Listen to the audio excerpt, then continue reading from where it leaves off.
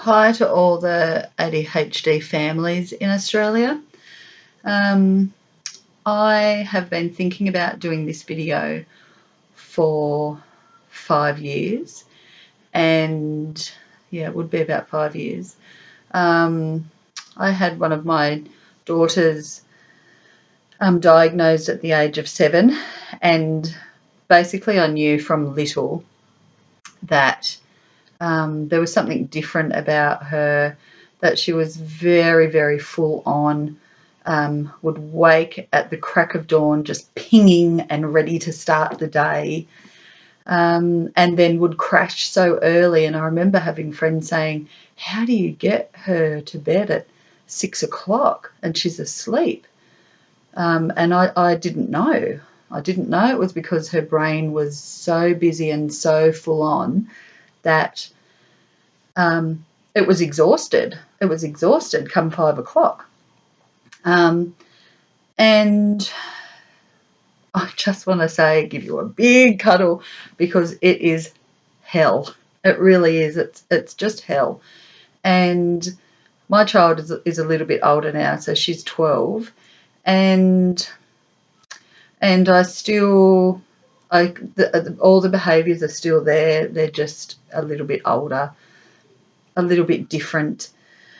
And so I just wanted to sort of talk a little bit about our journey, I suppose, up until the age of 12. And I've had a quick little look on YouTube, and I couldn't find hardly any videos that spoke about, obviously there's a lot in America, but in Australia there's not really many. I couldn't really find any that spoke about the effect it has on the family, the effect it has on the mum, but also the child that is diagnosed with ADHD, and then if there's siblings, and the effect that has on the siblings as well, and the family as a whole. I now realise that we all need to come together as a family because it affects the whole family. So preschool, I'll go back. So I have vivid memories of my child being able to, at say 18 months old, and she didn't walk until about, I think, 14 or 16 months, something like that. So she was still all within the range, very intelligent, very cluey, and I would catch her climbing up our pantry, and was like on the top rung, top shelf, with one hand holding on and the other hand in the sugar container, just eating, and then flour and dropping it onto the floor, and then climbing down and scribbling in that. And I remember telling friends of, when you're what is it, antenatal, or when you're all having babies together and all of that, and I would say these stories, and they'd laugh and say, oh no, my child's not doing that, or well, that's a handful. And we would have friends over, and we did lose some friends. Obviously they weren't great friends, but we lost friends because our child would hurt the other child all the time. And then I felt like I was always making excuses for her behaviour. And you know what, and I still do. So very hands-on, she would always hurt other kids, not meaning to, just wanting to play and be in their face, and arms all over them, and just no spatial awareness. Obviously I know that's what it's called now. And I had so many family members say, oh, she's just like you, isn't she? Oh, she's just like you. And so that made me think, oh, well, she's just like me. And then we progressed to preschool, and none of the girls wanted to play with her at all. No girls wanted to play with her. And that made me really sad, because I have vague memories of the same thing. And she'd say, oh, I'd play with the boys today, and it was because she was too full on for the girls, and they were into dresses and girly things, and my child wasn't, and just wanted to go and run. And now I can see that she didn't know how to play. If a kid came up to her, she would just stand there. She wouldn't know that that child is trying to make friends with her. And that still happens to this day. Being in high school, I can still see that that is happening. Still no clue socially, just copies and follows. And anyway, but then and I'd ask the teachers, and they wouldn't really sort of say anything. Oh, it's okay, and oh, she doesn't really get the pencil grip, and oh yes, she is a bit of a full-on child, but because there was extreme behaviours with some other kids, I felt like that was very overlooked. But it wasn't until we got to kindergarten and I would help in the classroom. And I think that was more so with my anxiety, but we can save that for another day. And I could see how behind she was everybody else, all the other kids, and just didn't get it. And then struggled sitting still. She'd be crawling around on the floor. She did that right up until year 4, would still crawl around on the floor and think that that's okay. And she would get laughs. So she thought it was hilarious, so she'd do it more. And then, so there was I remember asking, should we hold her back? No, she'll catch up. Right the way through primary, I would ask up until about year 4. And then, so sort of struggled through kindy, didn't really sort of go up too much on the home readers, even though she could read. Her reading comprehension was just not there. And home life was just full on. But I was used to it. That's all I knew. And I had another child 3 years. There's a 3-year gap. And so my younger child, she did suffer, and I think she still does. And the whole family were just high energy is a nice way of saying out of control behaviour. And I'm sure we can all relate. And then sort of year 1, year 2, year 3, all very, very similar, basically. No friends, no birthday parties. I can count on one hand the amount of birthday parties that my child was invited to for the whole of primary school. The whole of primary school. So kindy 1, 2, 3, 4, 5, 6, 7 years, about 5 parties, and I just think, and that's not good. I mean, that is absolutely not good. I don't know what the parents think that she would do, because I don't know. If your child's different, and if they have ADHD, then they are, or ASD, or on the spectrum. If a kid is different, then nobody wants to know. It's just, stay away. No. And I knew that there were parents going up to the primary school and saying, I don't want my child playing with her. And I get it, because someone would get into trouble. I mean, never suspended or anything like that. Lots of boys are. Not so much girls. I think because of the anxiety, she sort of held it together at school, and then at home would just let it all out, because she tried to stay as normal as possible throughout the day. So 6 hours, 5 days a week of holding everything in. Could you imagine? So coming home, it was like a bloody volcano. It was horrendous. And it was just horrendous. I felt like, oh my God, what am I doing wrong? What's my partner doing wrong? Why is this happening?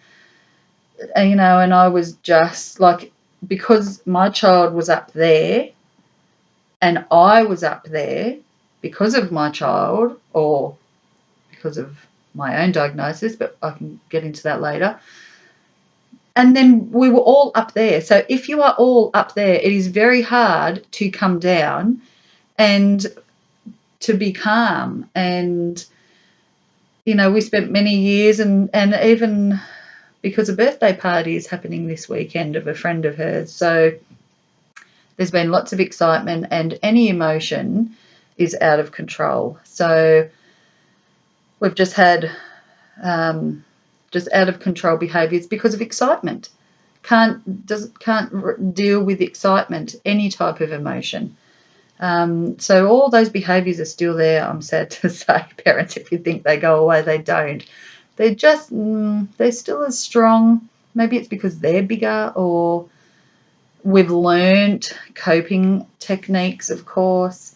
But going back to, being in primary school and no parties and self-esteem, no friends at school.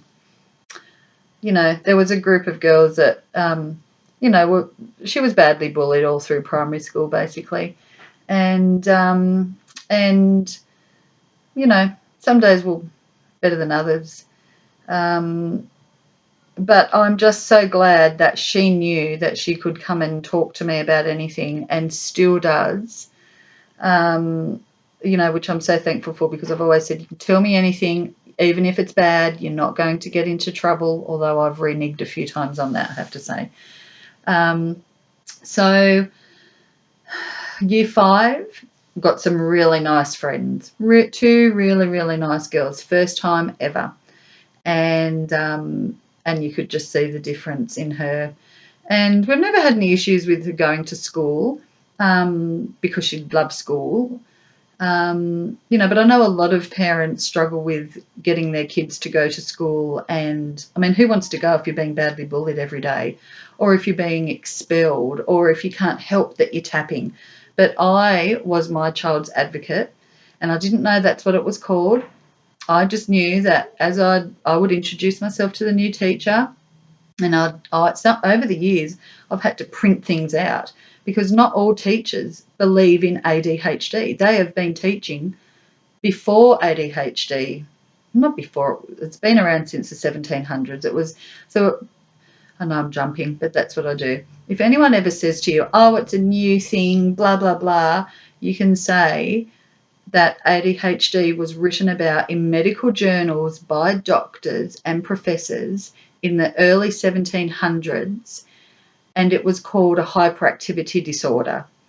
So they can put that in their pipe and smoke it, or whatever the saying is. So it has been around for a very long time. Obviously, it's been around for forever.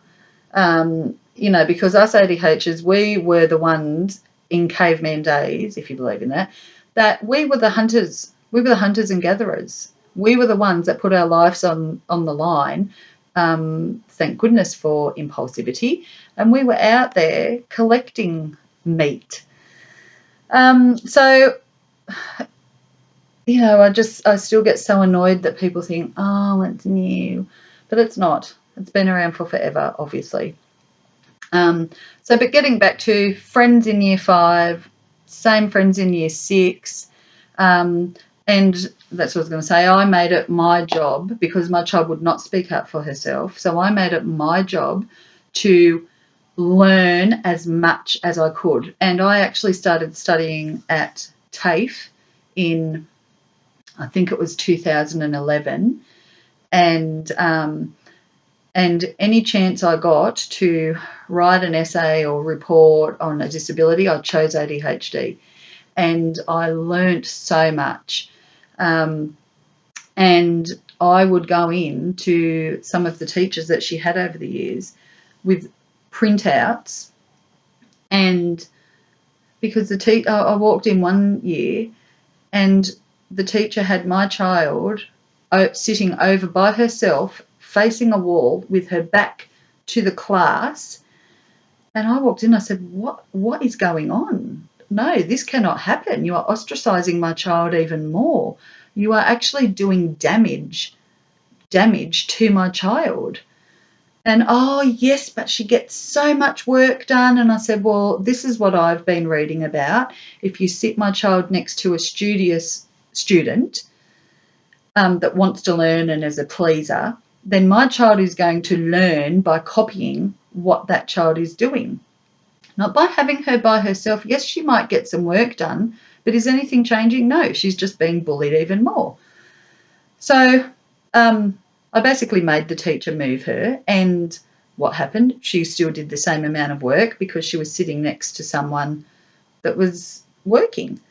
So I'll skip back a bit, come the age of 7, a teacher said to me, look, I actually think it might be beneficial to have Summer assessed. And she was a beautiful teacher with children of her own, one child that had issues as well. So, and she's a beautiful teacher.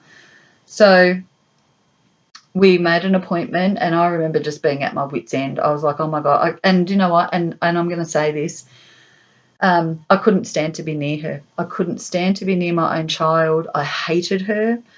I couldn't stand her. I felt like, what is she doing to our family? It is just sending I cannot believe that we are even still together, myself and my partner, because it's hell. And 7% of families stick together that if they have a child with disabilities or disorders. 7%. Like, that's nothing. 7% out of 100. And so it was hell. It was absolutely hell. I remember ringing up. We had no money then. We were not no money, but I wasn't working. So, everything was pretty tight. And we went through the public system through the hospital. So I had a 6-month wait. And 3 months in, I rang up crying my eyes out saying, I cannot wait another day. I literally feel like I'm going to explode. And she has, whatever she had done, it was obviously something, because every 15 minutes she'd move, make a chaos here, 15 minutes move, chaos here, 15 minutes. And I could see where she'd been throughout the day of the mess that she'd just left. And if I'd asked her to pack away, it would be an hour-long meltdown of how dare I ask her to pack away, and just screaming and tantrums and breaking things and holes in walls and biting herself, and it was horrendous. And so sometimes it was just easier just to let her play. I'm not hurting anybody, but just move about the house, distracting certain bits. And anyway, so we went to the paediatrician. Oh, that's right. I cried, rung up and said, can't wait another day. I need an appointment. Otherwise, I'm taking her to the hospital and I'll leave her there, because that's what I was told to say. And wouldn't you believe it, a week later, yes, they have an appointment for me. And I had everything written down that I was concerned about. And we walked in, and, it was about an hour-long consultation. Summer was there. We had to talk about the good things my child can do. And then I started going through some of the list, and the paediatrician said, look, that does sound very much like ADHD. Obviously, they know it, they see it. That's what they deal with day in and day out. I remember walking out with nothing in my hand, and I couldn't believe it. I couldn't believe I had nothing in my hand. I'd waited 7 years. 7 years of everyday full-on behaviour, just crying, hurting, didn't feel pain. I felt like we were always at the hospital. She'd always hurt herself.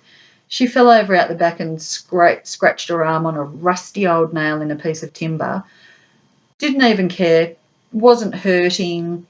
Her pain tolerance is huge.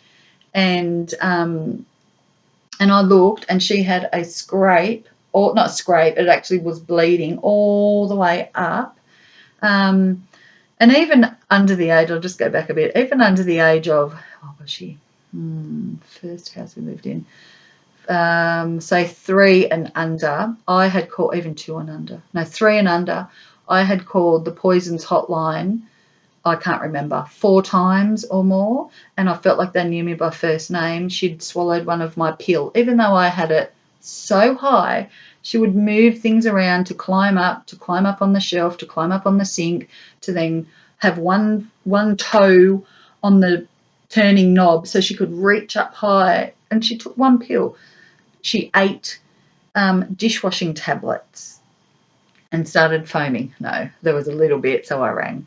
And I can't remember. I know there was a couple of other things. I can't think off the top of my head. But I just remember thinking, oh my gosh, really, again? And to have a little baby, and I was always so concerned that she would hurt my child. And she was very rough with her. She was very, very rough. My second child, you know, I don't know, just put up with a lot. Really, really put up with a lot. And, you know, so the second appointment with the paediatrician, but I remember being so upset walking out of their office with nothing. I had nothing in my hand. I didn't know where to go. I didn't know who to turn to. There was really nothing on the internet that I could find in Australia. And I just remember just crying my eyes out thinking, what in the world? Like, who do I ring? And no, I had a friend that had a child or has a child with some disabilities and ADHD and on the spectrum. And so we would sort of share and we are still friends. We don't see each other. We don't live near each other. But I just value her friendship. She's a beautiful person. Shout out to Shannon. And my best friend Claire would listen and listen and listen and listen and listen. And so, you know, I think, and then what happened? So the second time we went back, which I think was not long because I had to ring up and say, I need to get in sooner. So I can't remember, a few weeks, 4 weeks, 3 weeks or whatever it was, because I got an earlier one. I just said, I can't do this. I can't wait any longer. Get me in. And I mean, how horrid that must be for your child, them knowing that you don't want to be around them. I mean, how disgusting. And that's the truth. That's how it was. And you do, as I said, you do lose friends, and I felt like we had to do everything together. And you know, I didn't have any family support near me at all, so I felt like I was doing everything myself. And anyway, so the next time we went, I was like, yes, let's try medication, because we'd tried like clean eating and we didn't try sort of a fail-safe diet that I know a lot of people do, or they'll try natural remedies and stuff like that. We did try fish oil for about, I don't know, I think a few months or something. Yeah, it must have been a few months. No improvement, none. So we started doing like a meditation. Is it meditation? A meditation relaxation thing. And I think I started that about when she was about 7. And so every night before bed, because her anxiety was huge, which is also part of the ADHD and runs in my family and my partner's family. So we had worry dolls that we would put under her pillow and she could tell all her worries to. You get them from any crystal shop. And we had dream catchers because nightmares were a huge thing. And eating later at night, could not handle her tummy being full, therefore would create anxiety, and she'd be up all night and would vomit from having a full tummy and anxiety. And it was horrendous. And we still have that, hardly ever, but because I'm like, no, there's no more food. You can have half a cup of water or milk. So the next appointment, she was still 7. We went back and I said, yes, I want to trial medication, because I'd been researching and the person that the professional that I really, really decided to sort of follow is a man called Professor Russell Barkley, who's got over 40 years experience in ADHD. He's like the guru of ADHD. And he has a 3-hour lecture on YouTube, and we broke it up. So I've watched it, I think over the years I've watched it 3 or 4 times, and my partner was like, oh yeah, I'll get to it. Oh yeah, I'll get to it. Anyway, eventually I just said, look, come on, you've got to, like, because I was like, oh, this, you know, this is amazing. Let's try this, blah, blah, blah. And thankfully he watched it, and by himself, I just let him do it his way. And he cried, and he cried, he cried. And especially the bit where, well, actually a lot of bits, but the thing that I've got to stick in my head, and this is like 25 minutes almost, is that ADHD kids are 30% less their age. So my child is 12, 30% less is 8, and that makes sense. Carries on like an 8-year-old. It makes sense. And look, they've done so much studies on ADHD. They know it's the frontal cortex. They can pinpoint it in brain scans. They know exactly where it is. Our kids' brains are wired completely different, and they can't help their behaviours. Do you think anybody I keep moving this, sorry. Do you think anybody wants to be in trouble 24 hours of the day? No, they don't. So we need to change. We need to change. I changed, and therefore my family changed. And the medication, I think I might do in a next video. I feel like I've just left it really short. So, but I'm going to, and I will talk about medication in the next video. I'm hoping to keep these videos maybe about 10-15 minutes. So I'm hoping to call this video Australian ADHD Family. And as I said at the beginning, I've actually been thinking about this for 5 years. 5 years. I'm hoping that my ADHD child might jump on and explain it from her point of view, and even a sibling. I will try and get my partner. Who knows? We know what men are like. So let's try and spread this, because I now run an ADHD support group. I've now been diagnosed with ADHD, no surprise there. I have a lot to say and a lot to share, and I wish there was videos like this 5 years ago, or even when I was a child. There was no internet, there was Atari. So this channel is going to be G-rated as well. So if you want to give this a thumbs up, a like and subscribe. And I'm actually hoping to do an ADHD video once a week. Once a month, they might be a little bit longer, because I can talk about what we've actually spoken about at our support group. So thumbs up, like and subscribe. And I'll see you in the next video. Bye.